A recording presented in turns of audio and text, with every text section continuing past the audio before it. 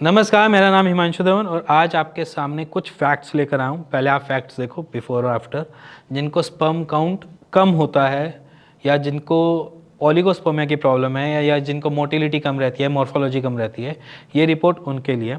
एक बारी आप खुद इस वीडियो को पॉज करो और बिफोर आफ्टर रिपोर्ट चेक करो, जिसमें पेशेंट को रिकवरी मिली है अपने स्लो स्पर्म काउंट से नॉर्मल स्पर्म काउंट में आने के लिए। तो आप चेक कर लीजिए। इसी के साथ साथ मैं आपको आज कुछ बताने जा रहा हूँ। अगर आप इन्फेक्शन से ग्रसित हो तो क्या ये आपको स्पर्म काउंट कम करता है या नहीं। अब इन्फेक्शन ऐसा नहीं होता कि आपके शरीर में कहीं पे भी इन्फेक्शन हुआ, और मैं हर इन्फेक्शन की बात कर रहा हूँ, मैं एक नॉर्मल से यूटीआई इन्फेक्शन की बात कर रहा हूँ, ठीक है, या फिर आपका कोई स्पर्मेटिक कोड या कहीं पे भी ऐसा कोई इन्फ्लेमेशन या स्पर्मेटिक कोड आया उसकी वजह से बोल रहा हूँ।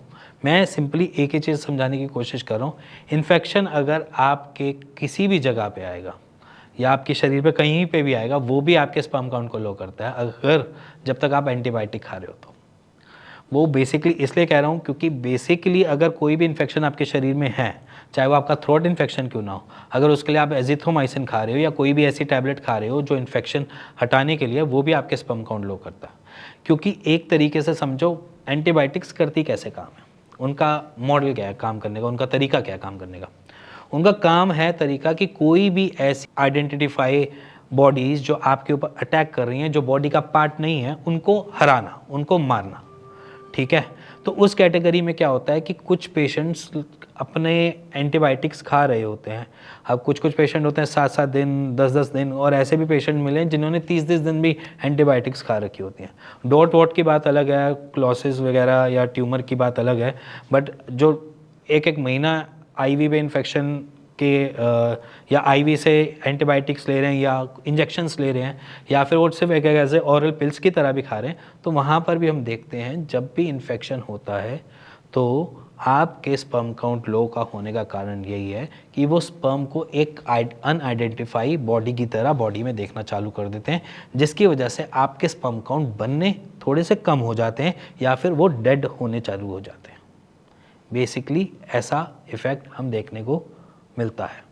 बट अगर यहाँ पे मैं यूटीआई की बात करूँ तो वो आपको और दिक्कतें दे सकता है। यूटीआई मतलब कि यूरिनरी ट्रैक इन्फेक्शंस, ठीक है, कभी कभार स्पर्मेटिक कोड या स्पर्मेटोसील जैसे इन्फेक्शन, ऑर्काइटिस जैसे इन्फेक्शंस, ये जितने भी इन्फेक्शन या इन्फ्लेम्ड होती है या ऑर्काइटिस की वजह से इन्फ्लेम्ड हुआ या स्पर्मेटोसील की वजह से स्पर्मेटिक कोड में इन्फ्लेमेशन आई, एक जैसी भी इन्फ्लेमेशन आती है, ये आपका पहले तो रास्ता रोकती है, आपके स्पर्म को बाहर निकलने का रास्ता रोकती है, जिसकी वजह से स्पर्म काउंट कम हो सकता है, पहला रीज़न।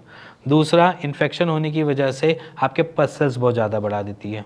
पस सेल्स, आप अगर आप सीमन एनालिसिस की रिपोर्ट में देखो तो वहाँ पर एक पस सेल्स की एक कॉलम दिया होता है, वो ज़्यादा से ज़्यादा 3 या 4 HPF के आसपास हर पेशेंट में थोड़ा बहुत मिलेगा, बट वो जब 8 से ऊपर चला जाता है, 12 से ऊपर चला जाता है HPF, तो इट मीन्स कोई ना कोई इन्फेक्शन परसिस्ट कर रहा है, चाहे वो यूटीआई कर रहा हो चाहे वो कहीं और कर रहा हो, बट कहीं ना कहीं कुछ ना कुछ इन्फेक्शन दिखाई दे रहा है, तो वो आपका थोड़ा सा पसल्स बढ़ जाते हैं।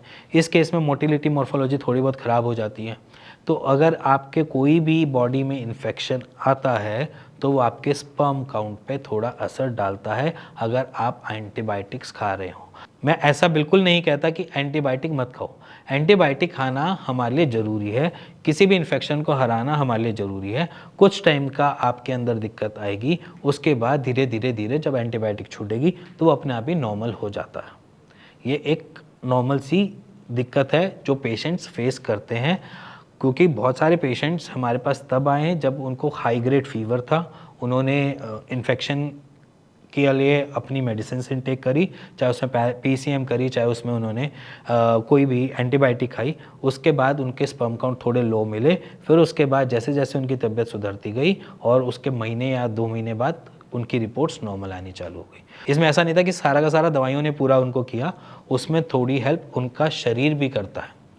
मैं ये बोल दूं कि दवाइयाँ खा लो ठीक हो जाओगे, ऐसा नहीं होता, आपका शरीर भी उसको रिस्पॉन्ड करना चाहिए, आपके शरीर में भी इतनी रिस्पॉन्सिव सेंसेस होनी चाहिए कि वो उसको रिस्पॉन्स करना चालू कर दे कि अब बॉडी सही हो गई है, अब हम खुद से बनाना स्टार्ट कर देते हैं, तो ये चीज़ें सामने आती हैं।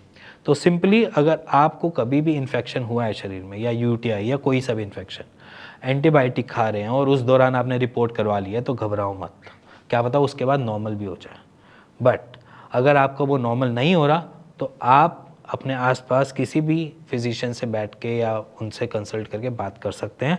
अदरवाइज़ नीचे दिए हुए नंबर पे मेरी टीम से बात कर सकते हैं और उसका एक राइट सॉल्यूशन ले सकते हैं। इसी के साथ मिलेंगे नेक्स्ट वीडियो के, तब तक के नमस्कार।